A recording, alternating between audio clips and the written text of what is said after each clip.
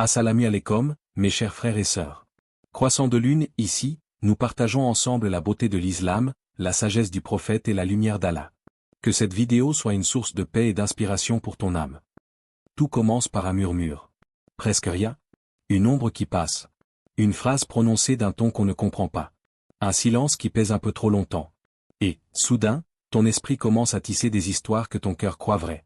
Tu crois réfléchir, mais, en vérité, quelque chose d'invisible a déjà pris place dans ton âme.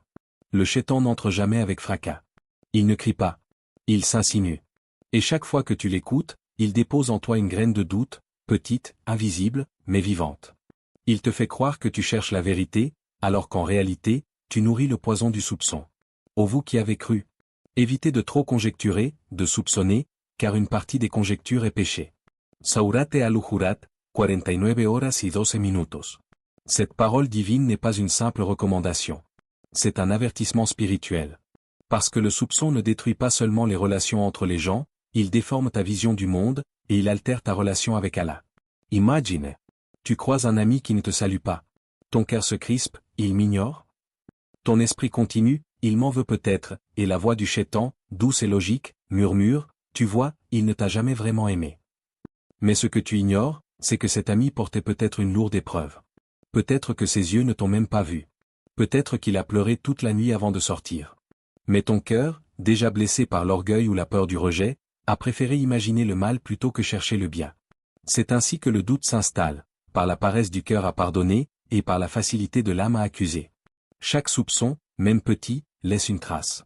Une tache sur la vitre de ton cœur. Au début, tu vois encore la lumière, mais peu à peu, la clarté s'assombrit. Tu ne distingues plus ce qui vient de toi et ce qui vient du diable. Tu crois te protéger, mais tu t'emprisonnes. Tu crois analyser, mais tu détruis lentement ta paix intérieure. Le diable veut jeter entre vous la haine et la rancune, Sourate Al-Maïda, 5, 91. Le doute, c'est la première pierre que Shaitan lance pour construire un mur entre les cœurs. Et il sait que lorsque tu cesses de faire confiance à ton frère, tu cesseras bientôt de faire confiance à ton Seigneur. Un vieil homme disait, « Le soupçon est un feu invisible. Il brûle d'abord celui qui le porte avant d'atteindre celui qu'il vise. » Et c'est vrai. Le doute ne détruit pas d'abord les autres, il te consume de l'intérieur. Tu repenses sans cesse aux paroles, aux gestes, au silence. Tu cherches des signes là où il n'y a que des coïncidences. Tu interprètes, tu t'imagines, tu supposes. Et pendant que ton esprit tourne en rond, ton cœur s'éloigne d'Allah. Allah t'avait donné un cœur pur pour voir avec bienveillance, et un esprit pour réfléchir avec sagesse. Mais lorsque le doute prend le dessus, tout se brouille. Tu regardes ton frère, et tu vois un ennemi. Tu entends un silence, et tu entends un reproche. Tu ressens une distance, et tu y vois une trahison. Tu oublies alors que la foi est une confiance totale en Allah, en sa justice, en sa miséricorde, et en sa protection. Et cette confiance commence aussi par la confiance envers les autres croyants. Le prophète a dit, « Le musulman est le frère du musulman, il ne l'opprime pas, ne le trahit pas, ne le méprise pas. » Rapporté par Muslim. Mais le doute efface cette fraternité. Il fait du croyant un juge, du frère un suspect, et du cœur un tribunal sans preuve. Parfois, le doute s'habille en prudence. Il dit, je ne fais que me méfier. Mais derrière cette prudence, il y a souvent de la peur d'être trahi, blessé, oublié. Et Shaitan se nourrit de cette peur, car il sait qu'un cœur craintif oublie la confiance en Allah. Et quiconque place sa confiance en Allah, il lui suffit. Surah At-Talaq 65:3. Ce verset est une clé. Chaque fois que tu te méfies excessivement d'un autre, c'est que tu as déplacé ta confiance, tu l'as retirée d'Allah pour la donner à ton imagination. Imagine un jardin intérieur. Chaque pensée bienveillante y fait pousser une fleur. Chaque prière y fait couler une eau claire. Mais chaque soupçon, chaque jugement, dépose une graine de ronce. Au début, c'est presque invisible. Mais bientôt, les ronces étouffent les fleurs. Et le cœur devient un lieu où la foi a du mal à respirer. Voilà pourquoi Allah nous invite à éviter les conjectures. Pas pour nous limiter, mais pour protéger la pureté du cœur, car c'est là que réside la foi. Et la foi ne peut cohabiter avec la méfiance et la suspicion. Alors quand une pensée te traverse, pourquoi m'a-t-il parlé ainsi? Pourquoi ne m'a-t-elle pas répondu? Souviens-toi, tu es à la porte. Et de l'autre côté, Shaitan attend, patient, prêt à s'introduire sous le masque du bon sens. Ferme la porte. Ne laisse pas le murmure devenir croyance. Ne laisse pas une interprétation détruire une vérité. Car le cœur qui apprend à douter des autres finira par douter d'Allah lui-même. Allah ne regarde ni vos corps ni vos apparences, mais il regarde vos cœurs et vos actions. Hadith rapporté par Muslim. Et si le cœur devient le champ de bataille du soupçon, alors la première victoire du Shaitan est déjà en train de se jouer en silence. Épiderie histoire, le compagnon accusé à tort. Un jour, un compagnon du prophète fut accusé d'un acte qu'il n'avait pas commis. Les rumeurs circulaient, les regards changeaient. Mais le prophète, dans sa sagesse, répondit simplement. Si tu n'as vu de ton frère que du bien, continue à le croire digne de bien. Ce jour-là, la communauté apprit que la pureté du cœur vaut plus que 1000 preuves. Parce qu'Allah connaît ce que toi tu ignores. Il sait ce qui est dans les cieux et sur la terre, il connaît ce que vous cachez et ce que vous divulguez. Surate at-Tagabun 64:4. Il existe un doute plus dangereux encore que celui qu'on porte envers les autres. C'est celui que l'on ose porter envers Allah. Ce doute ne se crie pas. Il ne se montre pas. Il se glisse dans les prières, dans les silences, dans les soupirs du cœur. C'est ce moment où tu lèves les mains vers le ciel, et qu'une petite voix murmure, et si cette fois encore, rien ne changeait. Le Shaitan n'a pas besoin de t'éloigner d'Allah brutalement. Il sait qu'un serviteur qui abandonne la prière est facile à ramener. Mais un cœur qui prie tout en doutant d'Allah, voilà une victoire qu'il chérit. Parce que c'est une dévotion sans certitude, une foi sans lumière. Et nous sommes plus proches de lui que sa veine jugulaire. Surah Kaf 50:16. Allah est là, tout près. Mais le doute crée un voile, un brouillard épais entre ton âme et sa miséricorde. Tu continues à prier, mais sans chaleur. Tu continues à demander, mais sans conviction. Et peu à peu, la prière devient une habitude, non plus une rencontre. Le mauvais soupçon envers Allah est souvent né de la douleur. Tu as espéré, tu as attendu, et rien ne s'est produit comme tu l'avais imaginé. Tu as observé les autres recevoir ce que toi tu implorais. Alors ton cœur s'est serré, et tu as commencé à penser, pourquoi pas moi? Que ai-je fait pour mériter ce silence? Mais ce silence d'Allah n'est pas un rejet. C'est souvent une éducation du cœur. Un temps de purification avant le don. Car parfois, ce n'est pas la chose demandée qu'Allah veut te donner, mais la maturité spirituelle qui naît de ton attente. Ne pense pas qu'Allah soit inattentif à ce que font les injustes. Il leur accorde un délai, Sourate Ibrahim, 14h42. Ce verset parle des injustes, mais la sagesse qu'il contient est universelle. Allah ne précipite rien. Chaque chose a son heure, son secret, sa raison. Et souvent, l'épreuve que tu es est la clé de ce que tu as tant désiré. Un homme pieux disait, « Quand Allah tarde à répondre à ta prière, ce n'est pas qu'il t'a oublié, c'est qu'il veut t'entendre encore. » Cette phrase semble simple, mais elle porte un océan. Parce que parfois, ce qu'Allah attend de toi, ce n'est pas une demande répétée, c'est un cœur confiant qui continue à l'aimer même dans le silence.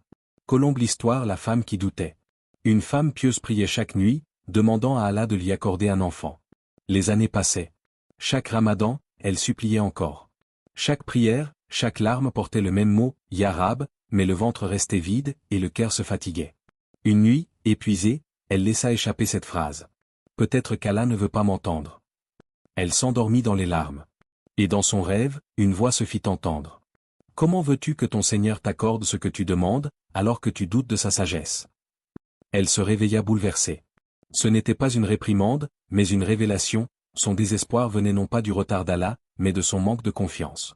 Car celui qui doute de la miséricorde d'Allah empêche son cœur de goûter à la paix, même si l'exaucement venait le lendemain. Je suis selon le bon soupçon que mon serviteur a de moi. Hadith Qudsi rapporté par Al-Bukhari. Ce hadith est une lumière dans les ténèbres du doute. Il nous enseigne que la vision qu'on a d'Allah détermine notre vie. Si tu crois qu'Allah est dur, tu verras la dureté. Si tu crois qu'il est miséricordieux, tu verras sa douceur dans chaque épreuve. Si tu crois qu'il t'a oublié, ton cœur se fermera à sa présence.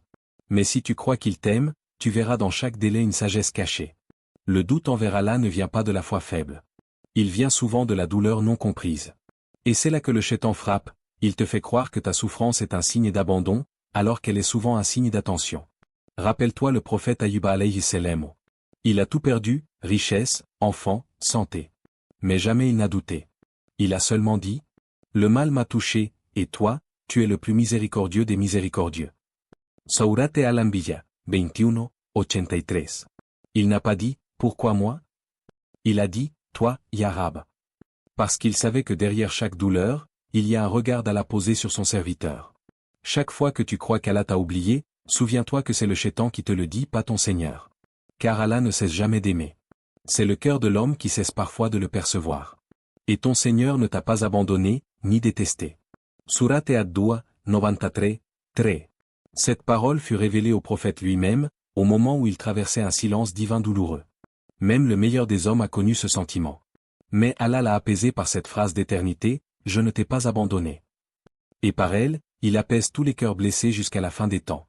Le vrai danger n'est donc pas dans le retard des bénédictions, mais dans le jugement intérieur que tu portes sur Allah. Ce jugement-là est une barrière invisible, qui t'empêche de recevoir la lumière du Seigneur alors qu'elle brille déjà sur toi. Chaque soupçon envers Allah est comme une main que tu mets toi-même devant ton propre soleil. Et tu dis ensuite, pourquoi est-il sombre? Mais le jour où tu ôteras cette main, le jour où tu diras, mon Seigneur ne m'oublie jamais, même quand je ne comprends pas ses plans, alors le doute disparaîtra, et avec lui, le poids qui t'étouffait. Le mauvais soupçon, ce n'est plus un simple murmure. C'est maintenant une flamme. Une flamme discrète d'abord, mais qui brûle sans qu'on s'en rende compte. Elle consume doucement la confiance, ronge la paix, et finit par transformer la foi en cendre. Parce qu'un cœur méfiant ne peut plus refléter la lumière d'Allah. C'est comme un miroir fissuré, la lumière y entre, mais elle en ressort brisée. Et c'est ainsi que le soupçon devient une épreuve pour la foi. Tu penses que c'est un simple doute envers les gens, mais en vérité, c'est une épreuve que ton Seigneur place devant toi. Une épreuve subtile, silencieuse, invisible aux yeux des autres, mais qui révèle ce qu'il y a réellement dans ton cœur. Les croyants ne sont que des frères. Réconciliez donc vos frères et craignez Allah afin qu'il vous soit fait miséricorde. Saurate al-Hujurat, 49 horas y 10 minutos. Ce verset n'est pas qu'un appel à la paix sociale. C'est un miroir pour ton âme. Car chaque fois que tu choisis de soupçonner ton frère plutôt que de l'excuser, tu te détournes de la rahma d'Allah. Et celui qui ferme la porte de la miséricorde aux autres, se la ferme à lui-même. Le soupçon ne détruit pas d'un seul coup. Il avance par stades invisibles. D'abord, tu doutes. Puis tu interprètes. Ensuite, tu juges. Et enfin, tu t'éloignes. Et à chaque étape, quelque chose en toi s'éteint.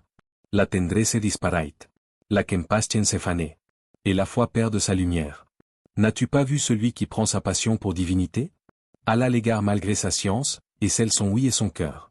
Saurate al-Hatiyya, 45 horas y 23 minutos. Le soupçon, c'est une passion du cœur, une obsession. Tu veux comprendre, prouver, deviner, mais tout ce que tu construis, c'est une prison de mensonges. Imagine une maison. À l'extérieur, elle semble solide. Mais à l'intérieur, le bois pourrit lentement, rongé par les termites. De loin, elle paraît paisible. Mais au fond, tout s'effondre. C'est ainsi que fonctionne le mauvais soupçon dans la foi. De l'extérieur, tu sembles encore croyant, pieux, calme. Mais à l'intérieur, ta confiance en Allah et en ses serviteurs se désagrège. Ton cœur devient un champ de ruines spirituelles, où même la prière perd de sa saveur. Tu as déjà ressenti cette douleur, n'est-ce pas? Ce moment où quelqu'un t'a mal jugé, où on t'a prêté une intention que tu n'avais pas. Ce regard méfiant qui t'a transpercé alors que ton cœur était sincère. Souviens-toi de ce que tu as ressenti. Cette brûlure dans la poitrine, cette injustice silencieuse. Et maintenant, demande-toi, combien de fois as-tu fait subir cela à ton frère, sans même t'en rendre compte? Le mauvais soupçon est une arme à double tranchant. Chaque fois que tu blesses, tu saignes aussi. Chaque fois que tu juges, tu t'alourdis d'un poids invisible. Un savant disait, le soupçon injuste est une dette que l'âme contracte envers Allah. Parce que chaque fois que tu suspectes un croyant sans preuve, tu touches à l'honneur qu'Allah lui a donné. Et Allah défend l'honneur de ses serviteurs comme il défend sa propre parole. Ô vous qui avez cru, que nul groupe ne se moque d'un autre groupe, et ne vous espionnez pas, et ne médisez pas les uns des autres. Saurate al-Hujurat, 49, 11-12. Remarque la suite, le verset sur le soupçon arrive juste après celui sur la moquerie et la médisance. Comme pour dire, le soupçon est la racine de toutes les blessures sociales. Avant la médisance, il y a toujours eu un doute. Avant la rupture, il y a toujours eu une interprétation erronée. Le diable connaît bien ce mécanisme. Il ne te dira jamais, est ton frère. Non. Il te dira, protège-toi. Observe bien. Il y a sûrement quelque chose de caché. Et tu crois que tu es lucide, alors que tu es tombé dans l'illusion spirituelle. Tu crois avoir du discernement, mais en vérité, tu nourris le feu du soupçon. Et ce feu, quand il s'allume dans la communauté, il ne laisse derrière lui que des ruines, familles brisées, amitiés détruites, mosquées divisées. Tout cela, à cause de paroles qu'on a mal comprises, de gestes qu'on a mal interprétés, de cœurs qu'on a mal protégés. Allah dit. Si un pervers vous apporte une nouvelle, vérifiez-la, de peur que par ignorance vous ne portiez atteinte à des gens et ne regrettiez ensuite vos actions. Saurate al-Hujurat, 49, 6. Ce verset est une leçon éternelle, la foi ne s'accorde pas avec la précipitation. Le croyant ne juge pas sur des impressions. Il observe, il réfléchit, il prie avant de parler, avant d'accuser, avant de rompre un lien. Mais voilà, le soupçon ne se manifeste pas toujours par la parole. Parfois, il reste silencieux. Un simple regard, un froid, une distance. Et c'est cela, le plus dangereux, quand le mal s'installe dans le cœur sans bruit. Quand tu continues à sourire à ton frère, mais que ton âme l'a déjà condamné. Et tu pries, tu jeûnes, tu lis le Coran mais dans le fond, une partie de toi ne goûte plus à la douceur de la foi. Car comment Allah pourrait déposer sa lumière dans un cœur où la rancune et le soupçon ont élu domicile? Le jour où ni les biens ni les enfants ne seront d'aucune utilité, sauf celui qui vient à Allah avec un cœur saint. Surah Ash-Shu'ara, 26:88-89. Un cœur saint, c'est un cœur lavé du soupçon, purifié de la peur, de la jalousie et du jugement. Un cœur qui choisit de penser le bien, même quand tout semble indiquer le contraire. Le soupçon n'est donc pas seulement une erreur morale. C'est une épreuve spirituelle, une tempête qui teste la solidité de ta foi. Et seuls ceux qui tiennent ferme à la corde d'Allah, ceux qui préfèrent le bien penser au mal imaginé, en ressortent indemnes. Les autres, ceux qui nourrissent le doute, qui l'arrosent de rumeurs et de certitudes imaginaires, verront leur foi se faner peu à peu, jusqu'à ce qu'ils ne reconnaissent plus leur propre lumière. Le remède au mauvais soupçon, ce n'est ni la logique, ni la confrontation, ni même la justification. Le véritable remède, c'est la bienveillance. C'est choisir le bien quand le mal t'effleure. C'est dire au doute, non.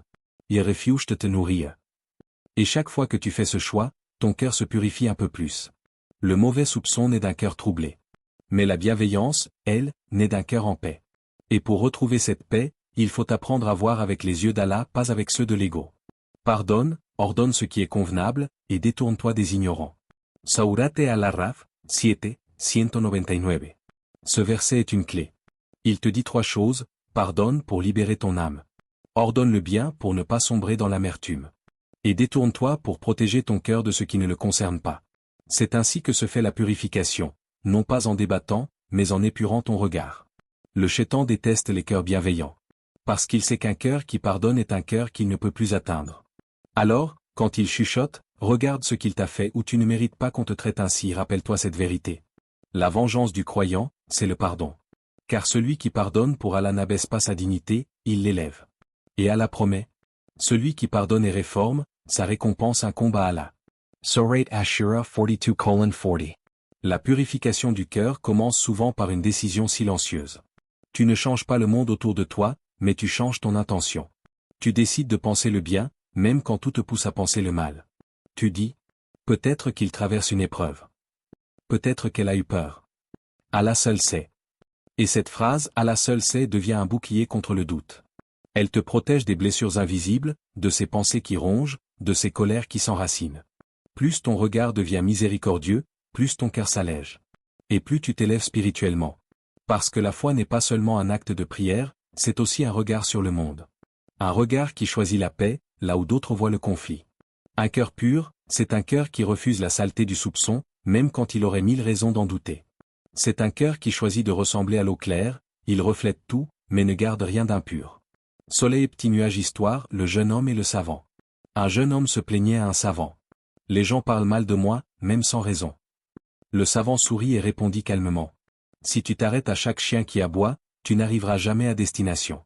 Mais si tu continues à marcher avec un cœur pur, Allah fera que ce soit ton silence qui te défende. De loin, elle paraît paisible. Mais au fond, tout s'effondre. C'est ainsi que fonctionne le mauvais soupçon dans la foi. De l'extérieur, tu sembles encore croyant, pieux, calme. Mais à l'intérieur, ta confiance en Allah et en ses serviteurs se désagrège. Ton cœur devient un champ de ruines spirituelles, où même la prière perd de sa saveur. Tu as déjà ressenti cette douleur, n'est-ce pas? Ce moment où quelqu'un t'a mal jugé, où on t'a prêté une intention que tu n'avais pas. Ce regard méfiant qui t'a transpercé alors que ton cœur était sincère. Souviens-toi de ce que tu as ressenti. Cette brûlure dans la poitrine, cette injustice silencieuse. Et maintenant, demande-toi, combien de fois as-tu fait subir cela à ton frère, sans même t'en rendre compte?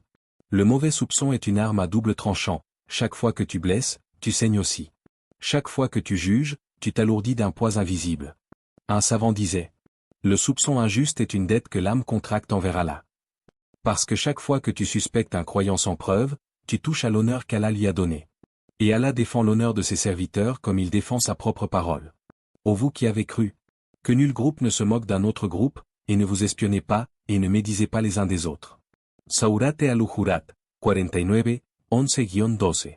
Remarque la suite, le verset sur le soupçon arrive juste après celui sur la moquerie et la médisance. Comme pour dire, le soupçon est la racine de toutes les blessures sociales. Avant la médisance, il y a toujours eu un doute. Avant la rupture, il y a toujours eu une interprétation erronée. Le diable connaît bien ce mécanisme. Il ne te dira jamais, « est ton frère ». Non. Il te dira, « protège-toi ». Observe bien. Il y a sûrement quelque chose de caché. Et tu crois que tu es lucide, alors que tu es tombé dans l'illusion spirituelle. Tu crois avoir du discernement, mais en vérité, tu nourris le feu du soupçon. Et ce feu, quand il s'allume dans la communauté, il ne laisse derrière lui que des ruines, familles brisées, amitiés détruites, mosquées divisées. Tout cela, à cause de paroles qu'on a mal comprises, de gestes qu'on a mal interprétés, de cœurs qu'on a mal protégés. Allah dit. Si un pervers vous apporte une nouvelle, vérifiez-la, de peur que par ignorance vous ne portiez atteinte à des gens et ne regrettiez ensuite vos actions. Sourate al-Hujurat, 49, 6. Ce verset est une leçon éternelle, la foi ne s'accorde pas avec la précipitation. Le croyant ne juge pas sur des impressions. Il observe, il réfléchit, il prie avant de parler, avant d'accuser, avant de rompre un lien. Mais voilà, le soupçon ne se manifeste pas toujours par la parole. Parfois, il reste silencieux. Un simple regard, un froid, une distance. Et c'est cela, le plus dangereux, quand le mal s'installe dans le cœur sans bruit. Quand tu continues à sourire à ton frère, mais que ton âme l'a déjà condamné. Et tu pries, tu jeûnes, tu lis le Coran mais dans le fond, une partie de toi ne goûte plus à la douceur de la foi. Car comment Allah pourrait déposer sa lumière dans un cœur où la rancune et le soupçon ont élu domicile? Le jour où ni les biens ni les enfants ne seront d'aucune utilité, sauf celui qui vient à Allah avec un cœur saint. Surah Ash-Shu'ara, 26:88-89. Un cœur saint, c'est un cœur lavé du soupçon, purifié de la peur, de la jalousie et du jugement. Un cœur qui choisit de penser le bien, même quand tout semble indiquer le contraire. Le soupçon n'est donc pas seulement une erreur morale. C'est une épreuve spirituelle, une tempête qui teste la solidité de ta foi. Et seuls ceux qui tiennent ferme à la corde d'Allah, ceux qui préfèrent le bien penser au mal imaginé, en ressortent indemnes. Les autres, ceux qui nourrissent le doute, qui l'arrosent de rumeurs et de certitudes imaginaires, verront leur foi se faner peu à peu, jusqu'à ce qu'ils ne reconnaissent plus leur propre lumière. Le remède au mauvais soupçon, ce n'est ni la logique, ni la confrontation, ni même la justification. Le véritable remède, c'est la bienveillance. C'est choisir le bien quand le mal t'effleure. C'est dire au doute, non. Il refuse de te nourrir. Et chaque fois que tu fais ce choix, ton cœur se purifie un peu plus. Le mauvais soupçon naît d'un cœur troublé. Mais la bienveillance, elle, naît d'un cœur en paix. Et pour retrouver cette paix, il faut apprendre à voir avec les yeux d'Allah, pas avec ceux de l'ego. Pardonne, ordonne ce qui est convenable, et détourne-toi des ignorants. Sourate al-Araf, 7, 199. Ce verset est une clé. Il te dit 3 choses, pardonne pour libérer ton âme. Ordonne le bien pour ne pas sombrer dans l'amertume. Et détourne-toi pour protéger ton cœur de ce qui ne le concerne pas. C'est ainsi que se fait la purification, non pas en débattant, mais en épurant ton regard. Le Shaitan déteste les cœurs bienveillants. Parce qu'il sait qu'un cœur qui pardonne est un cœur qu'il ne peut plus atteindre. Alors, quand il chuchote, regarde ce qu'il t'a fait ou tu ne mérites pas qu'on te traite ainsi, rappelle-toi cette vérité. La vengeance du croyant, c'est le pardon. Car celui qui pardonne pour Allah n'abaisse pas sa dignité, il l'élève. Et Allah promet. Celui qui pardonne et réforme, sa récompense incombe à Allah. Surah Ash-Shura 42:40. La purification du cœur commence souvent par une décision silencieuse. Tu ne changes pas le monde autour de toi, mais tu changes ton intention. Tu décides de penser le bien, même quand tout te pousse à penser le mal. Tu dis, peut-être qu'il traverse une épreuve. Peut-être qu'elle a eu peur. Allah seul sait. Et cette phrase, Allah seul sait, devient un bouclier contre le doute. Elle te protège des blessures invisibles, de ces pensées qui rongent, de ces colères qui s'enracinent. Plus ton regard devient miséricordieux, plus ton cœur s'allège. Et plus tu t'élèves spirituellement. Parce que la foi n'est pas seulement un acte de prière, c'est aussi un regard sur le monde. Un regard qui choisit la paix, là où d'autres voient le conflit. Un cœur pur, c'est un cœur qui refuse la saleté du soupçon, même quand il aurait 1000 raisons d'en douter. C'est un cœur qui choisit de ressembler à l'eau claire, il reflète tout, mais ne garde rien d'impur. Soleil et petit nuage histoire, le jeune homme et le savant. Un jeune homme se plaignait à un savant. Les gens parlent mal de moi, même sans raison. Le savant sourit et répondit calmement. Si tu t'arrêtes à chaque chien qui aboie, tu n'arriveras jamais à destination. Mais si tu continues à marcher avec un cœur pur, Allah fera que ce soit ton silence qui te défende.